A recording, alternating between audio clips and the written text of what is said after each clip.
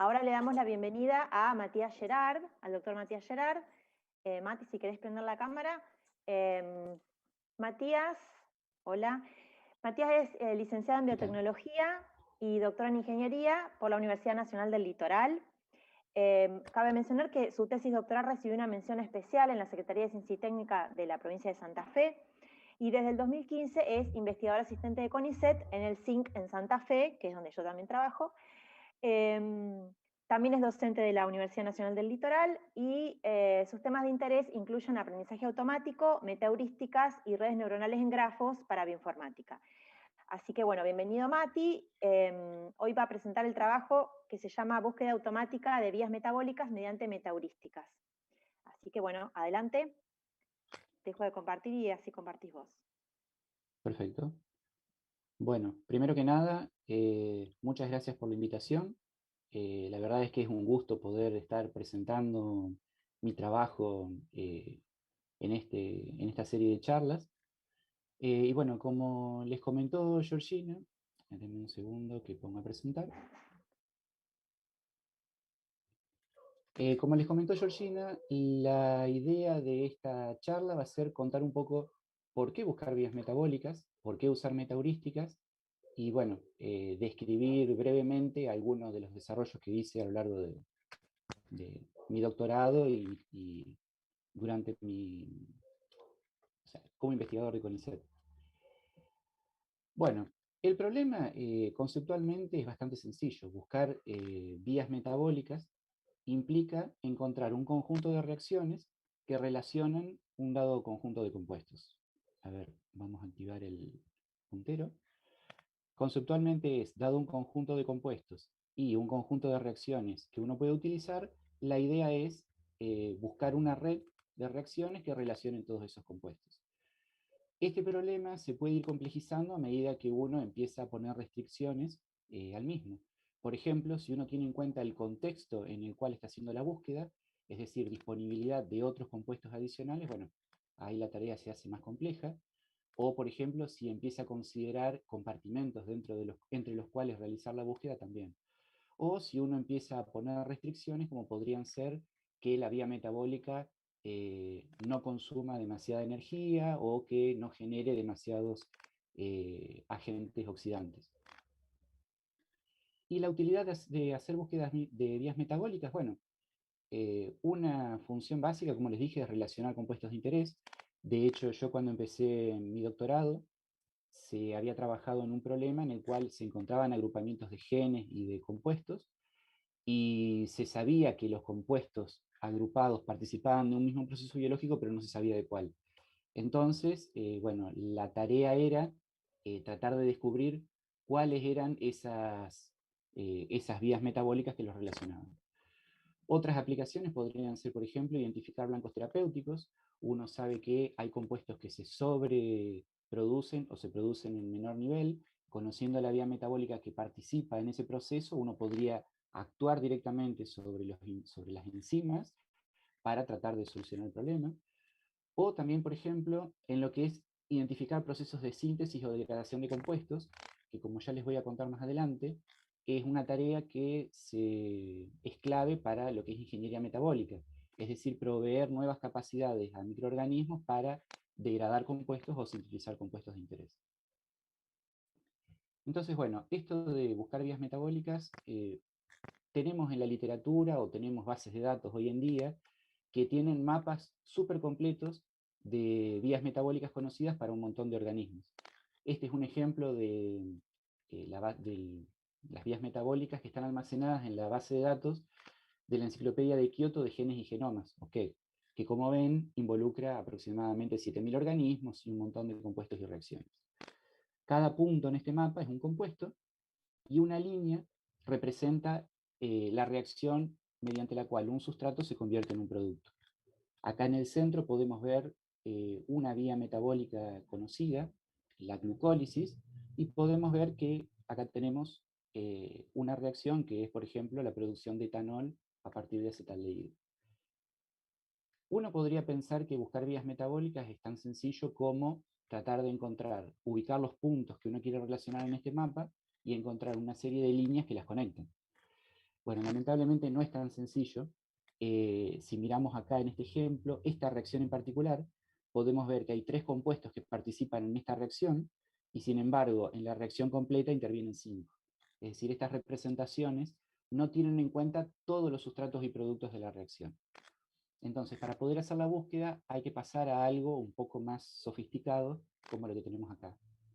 Esta es una representación de la misma vía metabólica que teníamos antes, o sea, ese mapa metabólico, en donde cada círculo es un compuesto y 2 círculos están conectados por una línea si participan como sustratos y productos de una misma reacción. Lo que podemos ver en este gráfico es que también hay colores, y esos colores indican en cuántas reacciones participan los compuestos. En particular, estos compuestos en rojo participan en un número muy alto de reacciones, y un ejemplo de este tipo de compuestos es el agua, que participa en un gran número de reacciones, como dije. Bueno, si vamos al caso de encontrar una vía, un camino que relacione 2 compuestos, ahora sí, el objetivo sería ubicar esos 2 compuestos dentro de esta red y encontrar la secuencia de saltos que uno tendría que ir siguiendo para llegar de un compuesto al otro. Para eso existen métodos de búsqueda, de construcción de árboles, que permiten automatizar este tipo de tareas, pero bueno, aparecen algunos problemas cuando uno quiere hacer eso. Primero que estos árboles van explorando todos los caminos posibles hasta encontrar un camino que una el compuesto inicial con el compuesto final que uno quiere relacionar, y el otro, y el problema es que a medida que se aumenta la cantidad de nodos y de reacciones en las cuales que tenemos incorporadas en esa vía metabólica, el árbol empieza a crecer cada vez más, sufre lo que se conoce como crecimiento exponencial. Ese es uno de los problemas que tenemos. El otro problema que tenemos es que en la búsqueda de estos caminos, pasando de un compuesto a otro, es altamente probable que pasemos a través de estos compuestos altamente conectados. Y eso generaría soluciones que no son biológicamente factibles. Es como pensar que uno quiere sintetizar alcohol a partir de glucosa pasando a través de agua. Y otro problema adicional que tenemos con esto es que estos métodos sirven si queremos relacionar 2 compuestos. Si queremos relacionar 3, sería necesario considerar todas las posibles combinaciones, hacer las búsquedas individuales y después combinarlas de alguna forma para obtener una vía que relacione todos los compuestos. Y esas soluciones generalmente no son muy buenas. Bueno, para atacar el problema de los compuestos altamente conectados, se propusieron muchas estrategias que funcionan bastante bien, pero tienen sus limitaciones. Por ejemplo, la más simple es tratar de filtrar los compuestos altamente conectados, poner un umbral, considerar que esos compuestos no forman parte de la red y hacer la búsqueda en el resto. El problema con esto es definir ese umbral, porque cuando uno excluye compuestos de esa búsqueda, no las puede volver a incorporar. Otras opciones son hacer curado manual de las reacciones e identificar cuáles son los pares de sustrato-producto más importantes en la reacción, y, o sea, considerar esos como la red dentro de la cual se va a buscar. Pero bueno, esto también tiene sus limitaciones porque se pueden excluir relaciones que podrían ser interesantes de considerar en algunas búsquedas. Otros enfoques lo que hacen es considerar la estructura de los compuestos, extraer features a partir de esa estructura e identificar en forma automática cuáles son los compuestos más similares entre sustratos y productos de una reacción, para poder identificar, ir moviéndose suavemente, ir considerando la similaridad, ir produciendo los saltos de forma suave hasta llegar a la solución. Además de la similaridad, también existen otros enfoques donde se hace un mapeo a mano de cuáles son los átomos que a partir de un compuesto pasan a otro, es decir, podrían pasar de este a este, o no solamente átomos individuales, sino grupos de átomos. El problema que tienen estos enfoques es que en muchos casos la estructura molecular de los compuestos no está disponible, y bueno, eso es una limitación para aplicar estos métodos. Bueno, el enfoque que tomamos nosotros para abordar este problema fue diferente.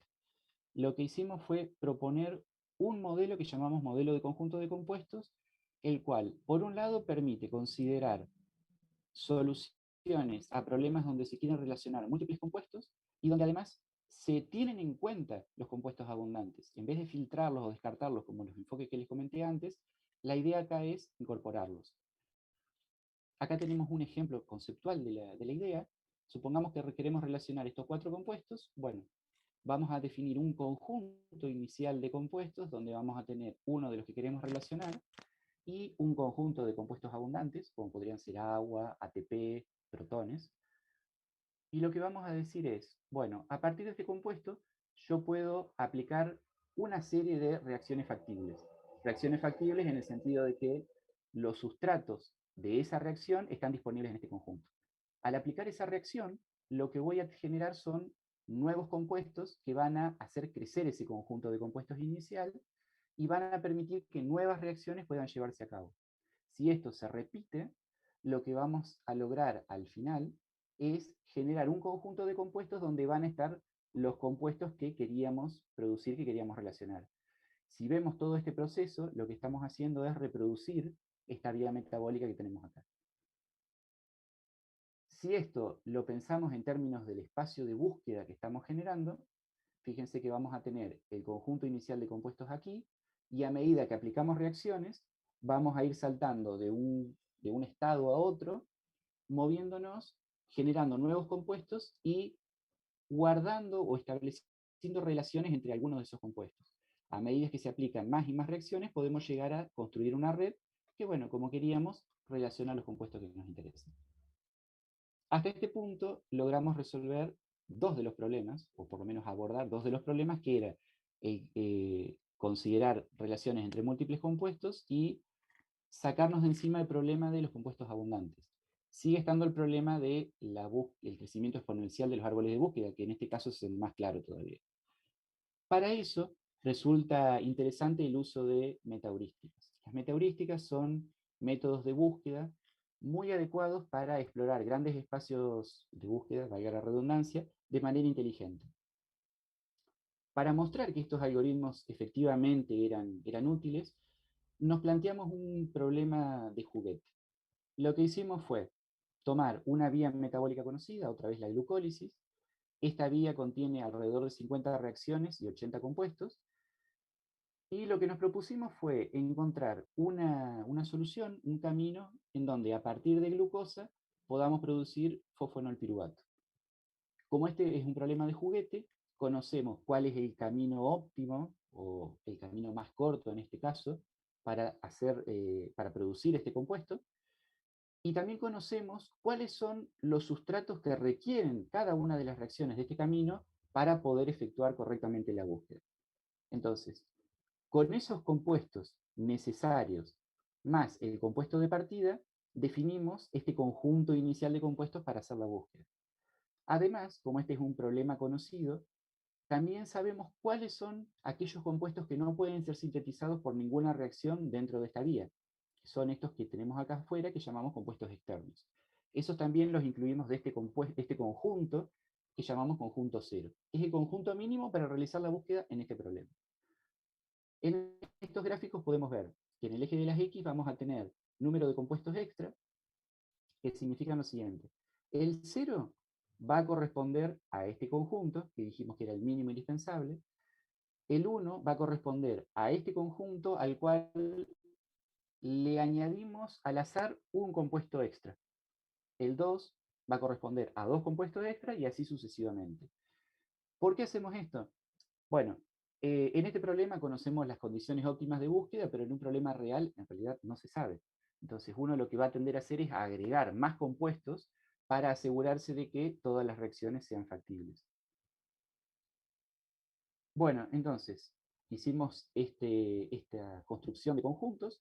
En este eje vamos a tener el tiempo para cada uno de los gráficos, y lo que vamos a graficar para cada uno de estos box plots es el tiempo de búsqueda sobre 100 corridas. Es decir, para el conjunto 0, para este algoritmo, hicimos 100 veces la búsqueda entre estos dos compuestos. Y los tiempos en cada una de esas búsquedas los guardamos y los graficamos en un boxplot. Lo que se puede ver es que para estos dos métodos que se basan en construcción de árboles, el tiempo de búsqueda crece exponencialmente. Si bien esto es una recta, acá tenemos escala logarítmica, así que a medida que aumentamos el tamaño de los conjuntos, el tiempo crece, y en el caso de las metaheurísticas esto no pasa. Fíjense que si bien hay un pequeño incremento en el tiempo, es prácticamente despreciable y no se modifica el tiempo de búsqueda a medida que uno incrementa la cantidad de compuestos que va a considerar en este conjunto inicial. Entonces, bueno, hasta este punto hemos abordado el problema de relacionar múltiples compuestos, de considerar los compuestos altamente conectados, compuestos abundantes, y de explorar eficientemente el espacio de búsqueda. Ahora les voy a contar un poquito de qué se trata este algoritmo basado en colonia de hormigas, que es el último en el que he estado trabajando. Este algoritmo es una metaheurística que se basa en el comportamiento real de las hormigas. ¿Qué hacen las hormigas normalmente? Bueno, está el hormiguero, salen del hormiguero, exploran los alrededores hasta que encuentran una fuente de comida. Cuando encuentran una fuente de comida, vuelven al hormiguero dejando un rastro químico de feromonas, que lo que hace es permitir que una hormiga, otra hormiga diferente, cuando sale a explorar, sense el terreno y tenga preferencia por seguir el recorrido que siguieron las otras hormigas que dejaron feromonas, dado que ese camino lo llevó a una solución. Cuanto más hormigas pasan por ese camino, ese rastro de feromonas se refuerza y las hormigas tienden a seguir ese camino con mayor preferencia. Bueno, este algoritmo va a tomar como entradas, como les había comentado, los compuestos que queremos relacionar, un conjunto de compuestos abundantes, el conjunto de reacciones que vamos a usar para construir la solución y nos va a devolver una vía metabólica. ¿Y cómo van a hacer esta exploración? Bueno, partiendo del hormiguero, que va a ser el conjunto inicial de compuestos, las hormigas van a ir aplicando reacciones y van a ir explorando este espacio de estados hasta llegar a una solución que es una vía metabólica que relaciona los compuestos que nos interesan. Luego van a volver por la secuencia de reacciones que fueron recorriendo y van dejando feromonas para que en una siguiente iteración otra hormiga tenga preferencia por elegir ese recorrido para encontrar una solución. Por la forma en que trabaja el algoritmo y por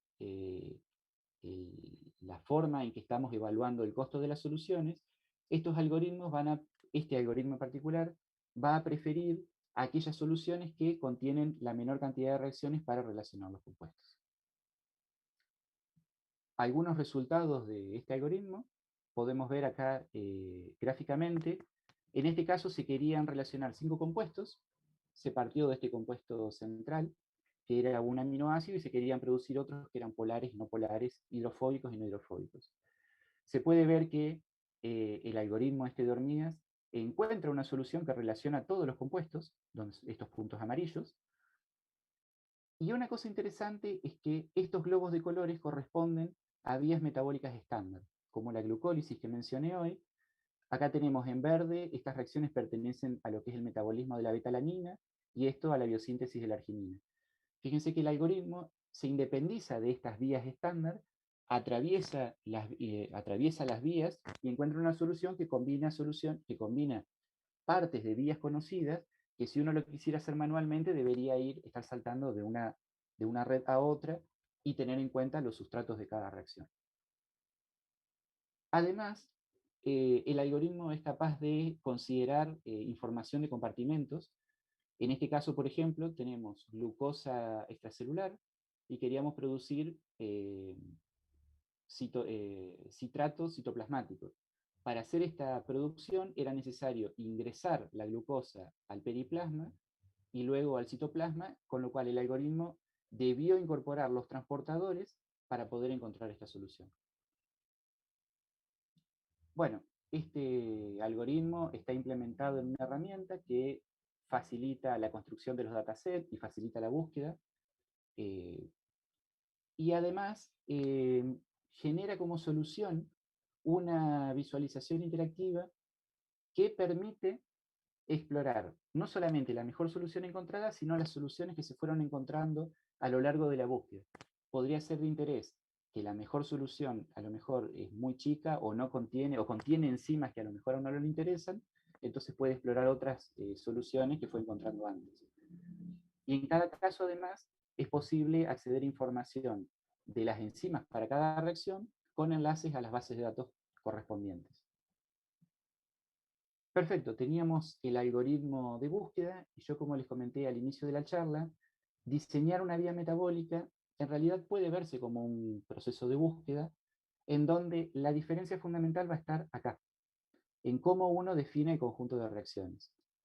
Nuevamente vamos a tener un conjunto sustrato-producto que queremos relacionar. Acá vamos a poder definir cuál es el sustrato y cuál es el producto que queremos relacionar en este caso. Y las reacciones van a estar divididas en dos partes. Por un lado, acá en azul, estoy marcando, por ejemplo, las reacciones que pertenecerían a un organismo chasis, como podría ser la Escherichia coli. Tenemos la Escherichia coli y queremos que incorporarle reacciones para darle nuevas capacidades metabólicas para que sea, por ejemplo, capaz de sintetizar un producto de interés. Entonces, la búsqueda lo que va a hacer es tomar la mayor parte de las reacciones del organismo de interés e incorporar la menor cantidad posible de reacciones de un pool o una librería que nosotros le demos como alternativa. Y eso es lo que va a hacer. Bueno, un ejemplo rápido de cosas que se hicieron con este algoritmo, que se probaron, se tomaron dos trabajos de vías metabólicas que fueron diseñadas manualmente por expertos y que fueron, o sea, que se utilizaron para transformar bacterias Escherichia coli para producir dos compuestos, isobutanol en un caso y un beriferona en el otro. Lo que se quiso es ver si el algoritmo era capaz de reproducir estas búsquedas minimizando la cantidad de reacciones que tenía que agregarle a la bacteria para producir los compuestos de interés. Para eso, bueno, se tomó como organismo chasis la Escherichia coli y como pool de reacciones esta base de datos MetaSeq que contiene unas 17.000 reacciones. El algoritmo fue capaz de identificar estas dos vías diseñadas manualmente, pero las reprodujo de manera automática. Como pueden ver acá, en el primer caso, la solución consistió en insertar solamente dos reacciones, o sea, serían dos genes asociados a esta vía, y en este caso consistió en insertar 4 reacciones. Perfecto. Hasta acá tenemos un algoritmo que hace búsqueda de vías metabólicas, funciona aparentemente, que sigue. Bueno, hay muchas cosas para hacer. En particular, me estoy centrando en dos ahora. Una es mejorar el guiado de la búsqueda, es decir, por el momento las hormigas exploran aleatoriamente el espacio de búsqueda y a través del uso de feromonas van marcando las soluciones más prometedoras hasta que convergen en encontrar una solución de interés. La idea sería poder mejorar esto incorporando información. Ahora les voy a contar un poquito una propuesta en la cual que permita que las soluciones sean guiadas de forma más inteligente, de manera de producir soluciones mejores y que además converjan más rápido. Y lo otro en lo que estoy trabajando es en tratar de proveer alguna medida de factibilidad biológica de las soluciones. Esto es interesante porque, por ejemplo, si uno hace un diseño de vías metabólicas para hacer una transformación de una bacteria, sería interesante que si uno tiene un conjunto de soluciones, poder rankearlas de manera que la persona que va a estar utilizando el algoritmo pueda decir, bueno, esta reacción es más prometedora, esta vía metabólica es más prometedora y empiece trabajando con esa para hacer la modificación. Ya para ir cerrando, en el caso del guiado inteligente, una cosa que se vio, que ya les había comentado, es que hay reacciones para las cuales no se conoce la estructura de los compuestos, y bueno, la idea de mejorar el guiado de la búsqueda es precisamente utilizar información estructural. Parecería contradictorio, y bueno, la propuesta entonces es tratar de encontrar algún mecanismo que permita calcular similaridad entre los compuestos sin disponer de la estructura. Acá tenemos un ejemplo de la glicólisis en Escherichia coli. Vemos que para estas dos reacciones, para estos dos compuestos no tenemos la estructura molecular, sin embargo, se sabe de la literatura que estos dos compuestos varían solamente en el estado de oxidación. Bueno, sería interesante poder reflejar eso en una medida. Y en este otro caso, si bien las estructuras se conocen, fíjense que acá aparece una cadena lateral R que hace que estos compuestos en realidad representen a una familia de compuestos. Lamentablemente, los métodos basados en estructura de compuestos para calcular similaridad no pueden manejar este tipo de situaciones, entonces no pueden calcular la similaridad. Para abordar este problema, la idea en la que se está trabajando es en aprender nuevas representaciones para estos compuestos y a partir de esas representaciones calcular similaridad. Si recuerdan la vía que les presenté al principio, la idea de este método es, dado un compuesto, y la vecindad de ese compuesto, o sea, los compuestos que están conectados a ese, utilizar un modelo neuronal basado en grafos para aprender una nueva representación de ese compuesto central que después vamos a utilizar para calcular la similaridad. No voy a entrar en mucho detalle en esto, simplemente contarles que algunas pruebas que se estuvieron haciendo con representaciones tipo one hot para estos compuestos han dado muy buenos resultados. Acá tenemos un ejemplo. Lo que se hizo fue construir un dataset en el cual teníamos 46 compuestos, pero solamente 38 tenían estructura conocida. Entonces lo que se hizo fue considerar todos los pares de compuestos con estructura conocida y sus vecindades, y utilizar esa información, los vectores one-hot, a aprender representaciones para inferir la similaridad.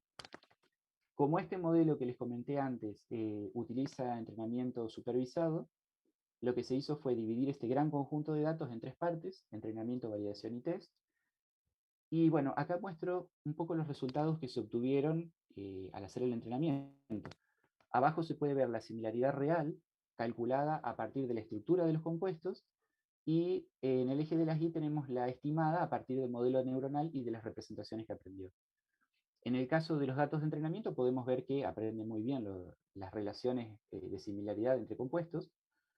En el caso de validación, también, si bien hay algo de dispersión, se puede ver que aprende bastante bien. Y lo más interesante es en el caso de test. Son situaciones que no vio la red, pero que es capaz de predecir la similaridad bastante bien a partir de las representaciones que aprendió. Fíjense que hay un poco de dispersión, pero es bastante bueno el resultado. Ya para ir cerrando, un poco nos interesó ver qué es lo que estaba aprendiendo, cómo eran las representaciones que se aprendían para cada uno de los compuestos. Bueno, estas representaciones corresponden a representaciones en un espacio multidimensional, y lo que se hizo fue tomar esas representaciones para los 46 compuestos, para todos, y utilizando PCA bajarlo a 2 dimensiones. Los puntos que tenemos acá son los compuestos proyectados en ese plano, y podemos ver que aparecen cosas interesantes. Lo primero que se ve es que acá en el origen de coordenadas, los compuestos para los cuales no se conocía la estructura molecular aparecen todos agrupados.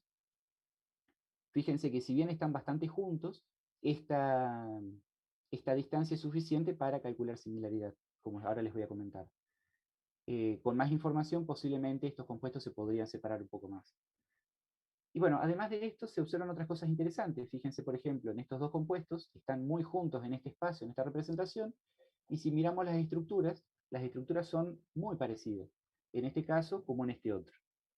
Y en compuestos para los cuales las estructuras son bastante diferentes, podemos ver que están separados en el espacio. Bueno, y por último, para probar a ver si esto realmente funcionaba, tomamos las dos reacciones que les había mostrado al principio y utilizamos el modelo neuronal para calcular la similaridad. Lo que se puede ver es que en estos dos compuestos para los cuales no se conoce la estructura, pero que se sabe que son similares, no podemos calcular la similaridad utilizando los métodos estándar, pero el modelo neuronal nos dice que la similaridad es bastante alta, un 0,89, considerando que la máxima similaridad es 1. En este caso, estos dos compuestos comparten muy poco de la estructura, porque este CoA es esta molécula grande que tenemos acá. Entonces, estas dos moléculas son poco similares, de acuerdo a lo que nos dicen los métodos basados en la estructura, y podemos ver que el modelo neuronal también nos está diciendo lo mismo. En este otro caso, pasa algo similar. Las estructuras son bastante similares, solamente varían en ese pedacito, y lo que vemos es que, otra vez, el modelo neuronal está mostrando que presentan una elevada similaridad, y en estos otros dos compuestos, en donde conocemos la estructura, bueno, la similaridad predicha por uno y otro método son similares, valga la redundancia. Bueno, el siguiente paso es extender esto a un modelo, a una red metabólica más grande, aprender las representaciones y probarlo en un algoritmo de búsqueda, a ver cómo funciona. Así que, bueno, eso es todo lo que tengo para contarles por ahora. Muchas gracias por su atención y bueno, quedo a su disposición para cualquier pregunta, duda, comentario que tengan. Muchas gracias. Bueno, Mati, muchísimas gracias a vos. Súper interesante todo lo que contaste. Yo ya conocía casi todo tu trabajo porque, bueno, fui tu codirectora de la tesis, pero esto último que mostraste no lo sabía y me parece buenísimo, re interesante. Y bueno, mientras, si es que surge alguna pregunta, te voy a hacer mi pregunta yo. Esto de los embedding de compuesto que estás planteando, que me parece recopado, eso, digamos, no existe nada. ¿Hay alguna otra propuesta o porque sería el primer tipo de embedding para esto, ¿no? Para compuestos. Mira, el problema que hay generalmente es, o sea, hay métodos que trabajan generando embeddings, pero a partir de la estructura molecular. O sea, utilizan, por ejemplo, enfoques tipo Word2Vec o a Ajá, partir de grafos, hacen representaciones de los compuestos. ajá, Pero que no utilicen información de la estructura de los compuestos, sino aprender una representación en base a la vecindad, porque es claro. básicamente eso lo que estoy haciendo, no he encontrado nada al respecto. Claro, y yo te quería preguntar, bueno, el one hot ese que usás para representar, que después lo haces un embedding, ¿no? O sea, digamos, tiene dimensión tan grande como la cantidad de compuestos que estás considerando en la representación y tiene unos en el compuesto que está representando y sus vecinos, no sé cómo definís la vecindad según el grafo de conexión, Exactamente. O hasta sea, un cierto cada límite. compuesto, claro, cada compuesto va a estar representado por un vector one hot, en donde en este caso tenemos 46 compuestos, van a ser todos ceros y un 1 para representar a ese compuesto. O sea, Ajá, ese va a ser el vector de entrada de feature que va a tener cada compuesto. sí, Y la idea es que este modelo neuronal, a partir de ese compuesto y de los compuestos que están conectados, o sea, hay que recordar que el compuesto central está conectado a otros compuestos dependiendo de si son sustrato y producto de una reacción. claro. Entonces, lo que hace este modelo neuronal es tomar en cuenta toda la vecindad y el nodo central y aprender a partir de todo eso una representación para ese nodo central. Claro. Ahí lo que no tenés es direccionalidad. Están todos conectados entre sí. Todavía, sí, todavía no estoy. En realidad, tengo direccionalidad porque yo lo que hago es tomar de la base de datos las reacciones como están y los compuestos van a actuar como sustrato o producto. Si en un caso el compuesto es producto de una reacción, va a estar conectado a otro compuesto que es sustrato. Y en el Claro, caso, y en la viceversa, si el subcompuesto es sustrato, va a estar conectado a otro compuesto como producto. claro. Pero Y no, después, direccionalidad todavía no. todavía no. Y la proyección que hiciste del embedding, que está espectacular porque lo que tiene sentido, lo que está junto y cerca, no sé por qué la similaridad la medís después con una red neuronal y no directamente sobre el embedding que generaste, con una distancia Es que en coseno o algo realidad, así. o sea, la primera propuesta, o sea, esto viene a raíz, esto es lo que han dado mejor a raíz de otras pruebas que he hecho. Ajá, Por el momento se aprenden esos embedding y a partir de esos embedding estoy usando un modelo neuronal clásico, un MLP, ajá, para inferir la similaridad.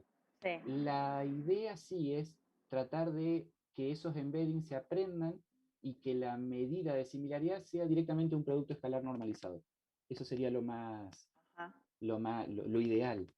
De claro. hecho, hice algunas pruebas, pero bueno, no han andado tan bien como este enfoque. Pero bueno, son pruebas muy preliminares y es un problema muy chico el que estoy abordando por ahora. Esto hay que hacerlo escalar a una vía metabólica más grande y bueno, y ver qué pasa. Sí, y eso también te iba a preguntar lo último que te pregunto, porque tenemos una pregunta acá de YouTube. ¿Cómo, digamos, qué tamaño de red de compuestos consideraste? Si esto escala, cuánto cómputo te llevó, si es muy pesado o no, o se podría Bueno, hacer y dejar hecho para, qué sé yo, todo Metasig, no sé. sí, de hecho, la idea es hacer algo así. Este modelo con 30 reacciones nomás, lo estuve entrenando en CPU, no en GPU porque no tenía beneficio en realidad, y me lleva más o menos una hora de entrenamiento. Estuve haciendo Ajá, unas pruebas con KEGG y el conjunto completo de reacciones de Escherichia coli, son ajá. unas 1800 reacciones más o menos, perdón, 1800 compuestos y unas 1500 reacciones. Y ahí sí, lo estuve entrenando en GPU y lleva unas 6 horas, 5 o 6 horas más o menos. Ajá. Lo que Pero pasa si es lo que entrenás para todo KGG, queda disponible y está buenísimo. queda disponible y ya está y se puede utilizar directamente. Claro, Sí. genial. Buenísimo. Bueno, Mati, gracias. Tengo acá una pregunta de Alejandro Hedera de YouTube que dice, para mejorar el guiado de la búsqueda, ¿se podría utilizar información sobre las organelas dentro de una célula? Por ejemplo, compuestos específicos de organela. En realidad sí. O sea, un poco cuando empecé con el tema de la búsqueda, el problema es que la información no está siempre disponible para todo. Ese es un problema bastante grande con estas cosas.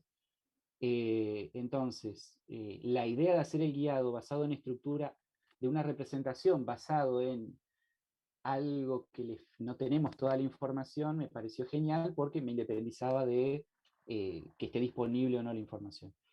Lo de las organelas es interesante y de hecho si uno, bueno, como mostré en un ejemplo, si uno tiene información de las organelas, o sea, qué reacciones, qué compuestos son específicos de las organelas, de hecho ya se puede incorporar porque lo único que uno hace es definir cuáles son las reacciones de transporte, o puede uno definir cuáles son los compuestos que están adentro y afuera de la organela, y el algoritmo automáticamente va a tener en cuenta que si quiere sintetizar algo que está dentro de una organela o que tiene que atravesar una organela, va a tener que incluir los transportadores correspondientes. Así que sí, Claro, sería interesante para utilizarlo. buenísimo. Bueno, no tenemos más preguntas, ya estamos en hora, así que bueno, Mati, muchísimas Vale. gracias por tu presentación re linda, como siempre esos gráficos hermosos, las figuritas, re claro.